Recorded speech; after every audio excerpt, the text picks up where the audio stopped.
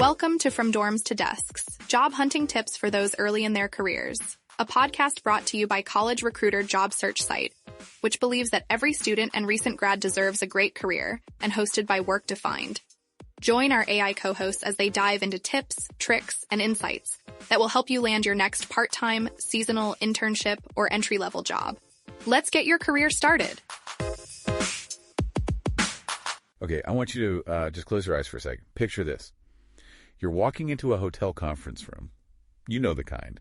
The air conditioning is just blasting. It's freezing. Oh, I can feel the anxiety rising already. I know exactly where we are. The lighting is that aggressive fluorescent buzz that makes everyone look a little tired. And everywhere, there are people in suits that don't quite fit, clutching, like lukewarm coffee. And you see those tight little circles of people? Yes. They're laughing a little too hard at jokes that clearly aren't funny, and your stomach just drops. Mm-hmm. You feel that cold sweat on your neck. Every instinct in your body is screaming at you to turn around, run out the door, and just go home. It's the classic fight or flight response, except in this scenario, you can't really fight, so you just want to fly. You want to fly because you know what you have to do. You have to walk up to a complete stranger, interrupt them, shake their hand, and somehow in 30 seconds convince them you're worthy of a job. It is, it's just the worst feeling. It is networking. It really is such a loaded word, isn't it? We did that deep dive on public speaking a while back, and yeah, that's a huge fear. But I'd argue that for students or, anyone pivoting careers, networking triggers a much deeper, more visceral kind of ick. That is the perfect word for it, the ick. It feels gross. It feels manipulative. Totally. And honestly, if you're someone who prides themselves on being authentic, which I think most of our listeners do, it feels like a betrayal of who you are. It feels fake. It feels transactional, like you're treating people as, vending machines where you put in a compliment and a job pops out. Exactly. But here's the problem, and it's why we are doing this today. We hate it. It makes us nauseous, but we also know, deep down, we have to do it. We can't just hide in the car. That's the tension. And that is exactly why we're unpacking this specific article. It's by Keith Spencer, published on College Recruiter just recently, February 2, 2026. And the piece is called Networking Without Feeling Fake: How to Build Genuine Connections as a Student. And I want to be clear about our mission today. This isn't a how to shake hands show. We are going to tell you to print more business cards. Please, no. We want to try and fundamentally rewire your brain, to dismantle that idea that networking is manipulation and replace it with something that actually feels human. Which, frankly, sounds like a pretty tall order. It does. But before we get to the solution, I think we have to stare the problem in the face. Spencer starts the article with a hard truth that I think a lot of us, especially as students, try desperately to ignore. You're talking about the myth of meritocracy. Right. I remember thinking, if I just get the 4.0 GPA, if I do every single extra credit assignment, if I work harder than everyone else, the opportunities will just magically appear. I wanted the world to be fair. It's a beautiful idea. And look, credentials matter. We aren't saying you can just slack off. Of course not. But Spencer rips the Band-Aid off immediately. He says that despite how much we might wish for a world based solely on merit, the old adage is statistically true. It is not just what you know, it's who you know. Which, can I just play devil's advocate for a second? That sucks. Yeah. It feels incredibly unfair. It feels like the system is rigged. Why can't my work just speak for itself? I get that frustration, I really do. But let's try to look at it from the other side, from the hiring manager's perspective. It's not always about nepotism. It's about risk management. Risk management. How so? Okay, imagine you have an open role. You've got two piles of resumes. Pile A is full of total strangers. They look good on paper, sure, but you don't know if they're difficult to work with, if they're reliable. Or if they lied on their CV. Exactly. Pile B is people who come recommended by someone you trust. Someone you know says, hey, this person is smart, they're kind, they show up on time. Which pile do you look at first? Pile B. Okay. Every single time. Yeah. Because a bad hire is terrifying. It's expensive and it's painful. So the network is basically a trust filter. The challenge for us isn't how do we destroy the system. The challenge is how do you get yourself into pile B without losing your soul? Okay, so how do I play the game without feeling like a slimy salesperson? And that brings us to the first big strategy in Spencer's article. He says the problem isn't your elevator pitch. The problem is your internal monologue. He calls it reframing. See, most people go into a networking event with a sales mindset. You're thinking, I need a job, I need a favor, I have to impress this person. Which puts a tremendous amount of pressure on you. You feel like you're on stage. Huge pressure. And ironically, it makes you incredibly self-absorbed. You aren't actually listening to the other person. You're just scanning the room for targets, waiting for a pause so you can insert your pitch. And people can smell that desperation a mile away. It's repulsive. So what's the alternative? If I'm not selling myself, what am I doing? Spencer suggests flipping it to a curiosity mindset. Curiosity. Stop trying to sell. Start trying to learn. Instead of thinking, how do I get a job offer? You enter the room thinking, what can I learn from this person? What's their life like? How does this industry actually work? I like that because it takes the spotlight right off of me. Yeah. I don't have to perform. I just have to be like an investigator. Precisely. It turns the interaction into a customized masterclass. You aren't begging, you're gathering data. And here's the psychological hack that makes this work. People love talking about themselves. They really, really do. Ask me about my dog and I'll talk for 20 minutes straight. Exactly. So if you ask a professional, what's the biggest challenge you faced this year in supply chain logistics?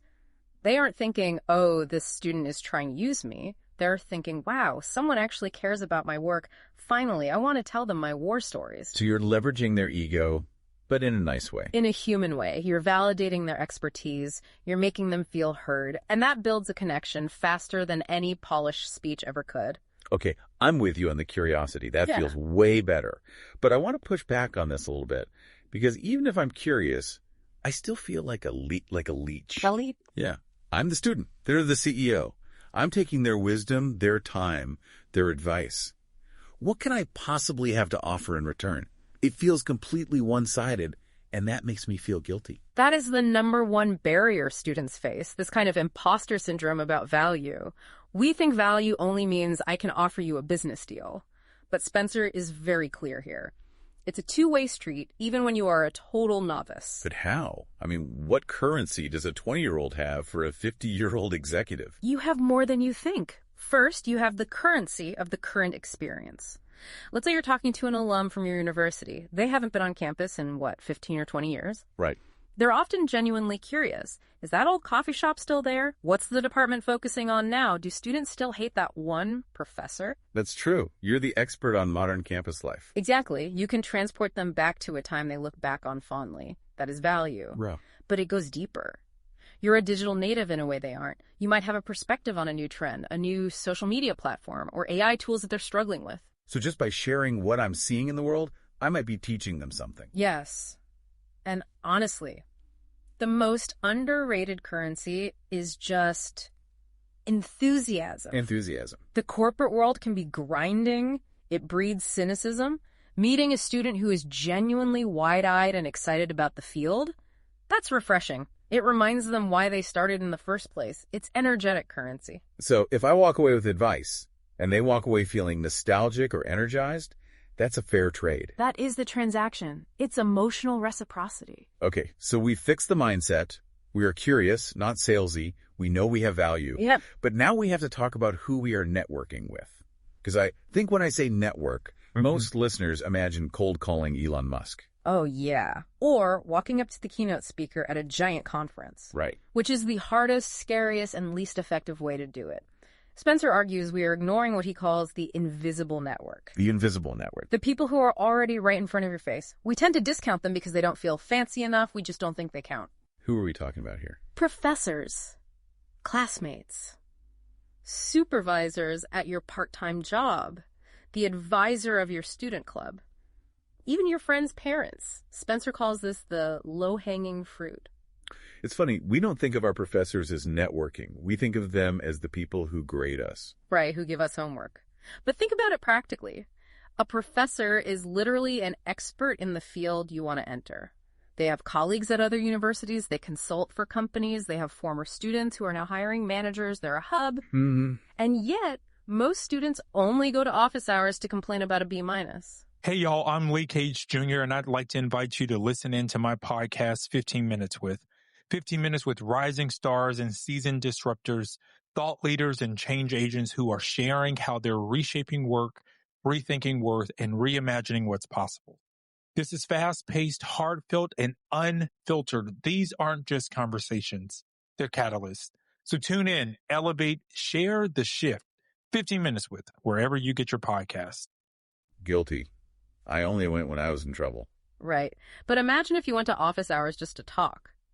Hey, I love that lecture on game theory. Can we talk more about how that applies to the current market? You're building a relationship with a champion. That feels way less scary than approaching a stranger. But what about classmates? That one feels weird to me. Networking with the guy I sit next to in biology, we're both broke students. What's the point?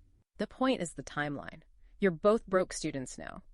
But in 5 years, that person might be a lead engineer at a startup.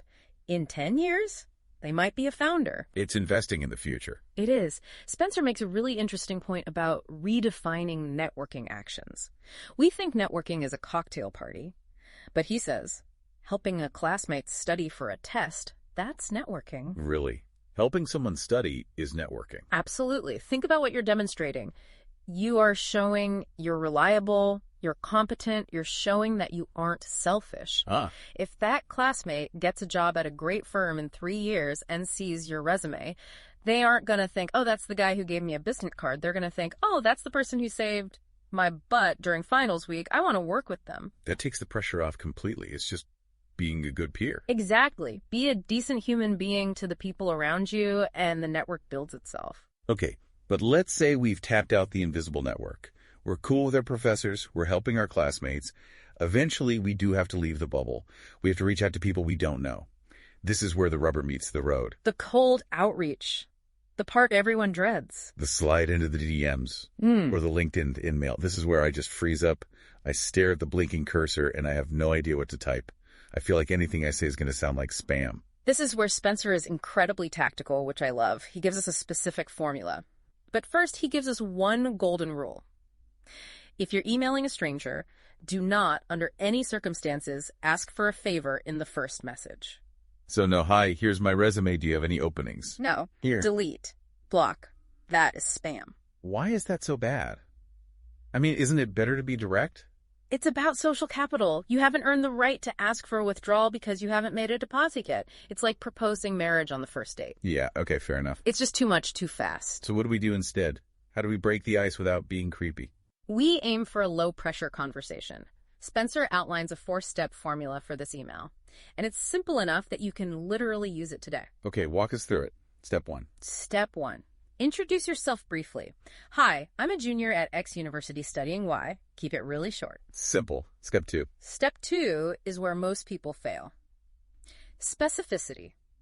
Explain specifically what caught your eye about their work, and this needs to be real. Not, I love your company. Yeah, that just sounds like a bot wrote it. I love insert company name. Right. It has to be, I read your recent article on sustainable packaging solutions, or I saw the marketing campaign you led for Brand X, and I loved how you handled the social media aspect. It proves you did your homework. Okay, so intro, then specific compliment proof of work. Step 3. Step 3, connect your curiosity. Share what you want to learn. I'm fascinated by how supply chains are adapting to climate regulations, and I'd love to understand how you approached that in your recent project. And then they ask. Step 4, a tiny, specific request. Do not ask for an hour to pick your brain. Picking your brain sounds painful and time-consuming. It really does. Who has an hour for a stranger? Nobody. Ask for the answer to one question over email. Or, if you're feeling bold, ask for a 15-minute virtual coffee. 15 minutes, that feels manageable. I can do 15 minutes. Exactly. It's low stakes. It's easy for them to say yes to. And remember, the goal isn't to get a job offer in this email. The goal is just to get a reply. Just open the door. Just open the door. Okay, so let's say this works. I sent the email. It was specific. It was humble. They said yes. Now I'm on the Zoom call. The camera turns on and is grabbing around. Awkward silence. The danger zone. Start talking about the weather. How is it over there? Oh, it's raining. Yeah, raining here too. And suddenly I feel like I'm wasting their time. I can almost see them checking their watch. Spencer calls small talk the enemy of connection. The enemy. Small talk is where the fake feeling lives. It's just filler. If you want to move past the ick, you have to move past the weather immediately. But how do you just jump into deep stuff with a stranger? Isn't that a little intense? You use the question toolkit. You prepare questions beforehand that require stories, not one-word answers. Okay, give us some examples from the toolkit. What should I be asking? One of my favorites from the article is, how did your college experience influence your career? Oh, that's smart. Why do you think that works so well? Well, it takes them back to when they were in your shoes. It makes them nostalgic. It levels the playing field a bit. Right. It humanizes them. And it prompts a story. Totally. Another good one is, what do you wish students today understood better about the field? Ooh, I love that one because it positions them as the expert. It lets them vent a little bit, maybe, or just share some insider knowledge you can't get from a textbook. And it gives you incredible intel. They might say, I wish students knew how to use Excel better. Boom! Now you know exactly what skill to go learn next week. That's so actionable. One more. What unexpected challenges have you faced? That cuts right through the LinkedIn highlight reel. Everyone looks perfect on LinkedIn. It gets to the reality of the job. These questions shift the dynamic from an interrogation to a narrative.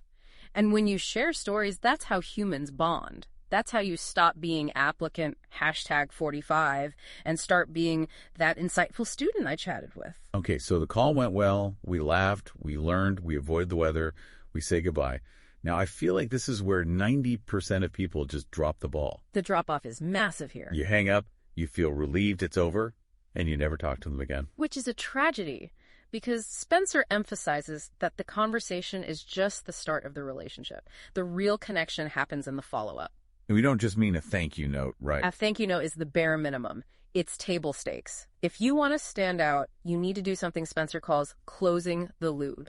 Closing the loop. What does that look like in practice? Okay, imagine during the call they recommended a book where they suggested you check out a specific software or told you to listen to a podcast. Got it. I write that down. Most people just nod and forget. The networking pro actually goes and reads the book. And then, this is the magic key, they email the person 2 weeks later. 2 weeks later. Yes. You send an email saying, hey, I read that book you mentioned, and chapter 3 really helped me figure out my thesis project. Thank you so much for the recommendation. Wow. That's powerful. Think about how that feels to the person who gets it. It proves you are actually listening. It proves you value their opinion enough to act on it. It proves you are a person of action. And it validates them. It makes them feel like a good mentor. Exactly. It makes them feel good about themselves. And suddenly, you aren't annoying them. You are the person who actually listens. That is how you turn a one-time coffee chat into a long-term advocate. It seems so simple, but it requires organization. You have to actually do the homework. You can't just fake it. Which brings us to the final and maybe most difficult part of Spencer's advice, the timeline. The long game. We live in an instant gratification world. We want to send the email on Tuesday and get the job on Friday. And when that doesn't happen, we get discouraged. We think, see, networking doesn't work. I tried. But networking is like farming, not hunting. You don't plant a seed and eat the fruit the next day. You have to water it. You have to wait. Spencer says strong networks aren't built overnight. It takes small, consistent steps. And it requires resilience. Because the truth is, and we need to be honest about this, you will get ghosted. You will send that perfect email with the specific compliment and the low-pressure ask, and you will get silence. And that doesn't mean you failed. No. It means people are busy. It means their inbox is on fire. It has nothing to do with you. You have to have the resilience to shrug it off and try again with someone else. It's a numbers game, but a numbers game played with empathy. Beautifully put. He also mentions a resource, by the way, for people who want to really get into the weeds, a guide by FlexJobs on professional networking. So if you want more templates and details, that's a place to look. Good to know. But ultimately, all the templates in the world won't work if you don't have that core philosophy right. Give more than you take. That's the antidote to the ick, isn't it? If you're focused on giving gratitude, giving attention, giving enthusiasm, you can't be manipulative. You just can't. Because manipulation is about taking. Connection is about sharing. So let's wrap this up. We started with the nausea, the cold sweat, the feeling that networking is fundamentally fake. And we've seen that it doesn't have to be. If you start with curiosity instead of sales, if you look at the invisible network around you, if you send low-pressure specific messages, and if you close the loop, it actually becomes something else entirely. It becomes community building. It's an insurance policy for your career, but one made of friends and mentors. So here is our challenge to you, the listener. We want you to take one small step today. We aren't asking you to email the CEO of Google. Please don't start there. That's the advanced level. We want you to reach out to one person in your invisible network. Maybe a professor you liked last semester. Maybe a former supervisor from a summer job. Maybe that friend who graduated a year ahead of you. Just check in, send them a link to an article that reminded you of them. Ask how their new job is going. No ask. No resume attached. Just a human touch point. See how it feels. See if the ick is there. I bet it won't be. It might even feel nice. Imagine that, networking, feeling nice. Before we go, I want to leave you with one thought to chew on. We spend so much time demonizing transactional relationships. We always say, don't be transactional. Right, we want authentic, not transactional. But I wonder, if you truly treat people like humans, if you approach them with genuine curiosity and respect, does the transaction disappear? Or does it just evolve? What do you mean by that? Well, maybe the transaction isn't, I give you this compliment, you give me a job. Maybe the transaction becomes, we both give each other growth. Maybe the ultimate transaction is mutual evolution. So being transactional isn't the enemy, as long as the currency is human connection. Something to think about. That is a deep thought for a Tuesday. Thanks for diving in with us. Go send that text. We'll see you next time. This has been From Dorms to Desks, job hunting tips for those early in their careers. A podcast brought to you by College Recruiter job search site, which believes that every student and recent grad deserves a great career.